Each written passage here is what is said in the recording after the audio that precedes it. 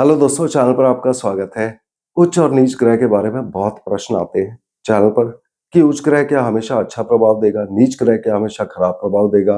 अगर उच्च है या ग्रह या नीच है, वो वक्री हो गया तो क्या इफेक्ट होगा? इसका कोई इफेक्ट नहीं होगा वैसे। अगर नीचभंग राजयोग हो गया तो क्या असर होगा? तो इस वीडियो में मैं सारे ये डाउट्स क्लियर करने की कोशिश करूंगा। सबसे पहले नीचभंग राजयोग। अगर नीचभंग राजयोग कुंडली के अंदर बन रहा है, खास करके अगर किसी कुंडली में 2 से ज़्यादा नीचभंग राजयोग बन रहे हैं, तो हम बोलते हैं कि एक ओवरऑल क्वालिटी कुंडली की बेहतर हो जाती है। मगर ये एक जनरल स्टेटमेंट होती है। किसी भी प्लैनेट को देखते हुए उसको स्पेसिफिकली हमें डिग्रीज में देखना चाहिए। आप एग्जांपल लीजिए, अगर मेष लगन की कुंडली है, मेष लगन में छठे भाव में नंबर 6 लिखा होता है। यहां पर बुध देवता उच्च हो जाते हैं।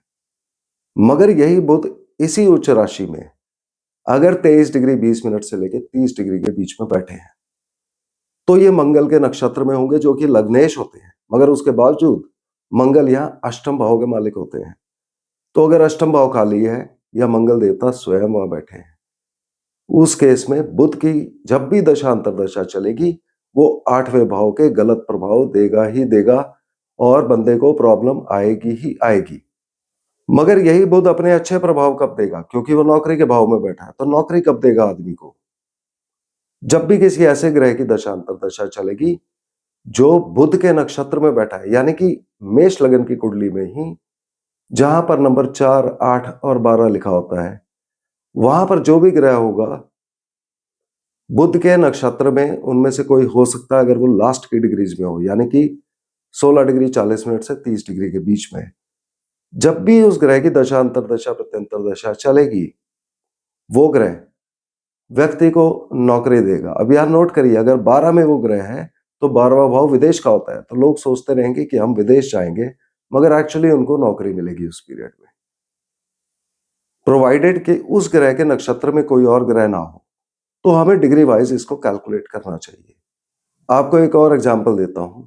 अगर मिथुन लग्न की कुंडली है, मिथुन लग्न की कुंडली में अष्टम भाव में नंबर 10 लिखा होता है।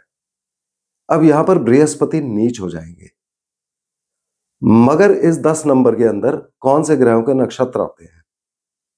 10 नंबर के अंदर सूर्य, चंद्रमा और मंगल के नक्षत्र आते हैं। ये तीनों अच्छे भाव के मालिक होते हैं।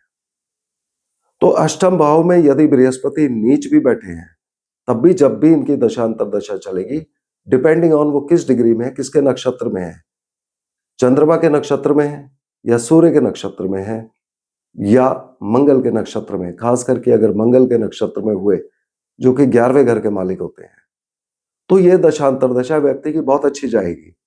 मगर व्यक्ति ये सोच सोच के डरते रहते हैं कि ये बृहस्पति हमें खराब प्रभाव देगा। इस बृहस्पति के अष्टम भाव के खराब प्रभाव तभी आएंगे जब इस बृहस्पति के नक्षत्र में कोई और ग्रह ना हो। तो अपनी कुंडली में काइंडली ग्रहों की डिग्री आप अवश्य नोट करिए, चाहे प्लैनेट नीच हो या उच्च हो। आप ये समझिए कि मोटा मोटा उससे कोई ज्यादा फर्क नहीं पड़ेगा। अगर डिग्री वाइज आपका ग्रह अच्छे ग्रहों के नक्षत्र में है, तो वो हमेशा ही अच्छे रिजल्ट देगा। अगर वो खराब ग्रहों के नक्षत्र में है, तो वो खराब रिजल्ट ही देगा। तो मुझे उम्मीद है कि ये सब्जेक्ट आपको क्लियर हो गया होगा। अगले वीडियो में हम फिर मिलते हैं, तब तक के लिए धन्यवाद।